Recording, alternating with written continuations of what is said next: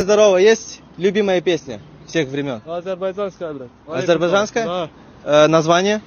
Что? Как называется песня? Русский понимаешь, нет. Плохо понимаешь русский. Только азербайджанский понимаешь, да? Я Ага. türkçe понимаю. Нам выбрать любую песню азербайджанскую? Что? Azerbaycan. Kardeş dilinizi başa düşmür, yesin. Все, пока.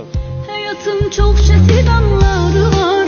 Yolunun eniş yokuşları var.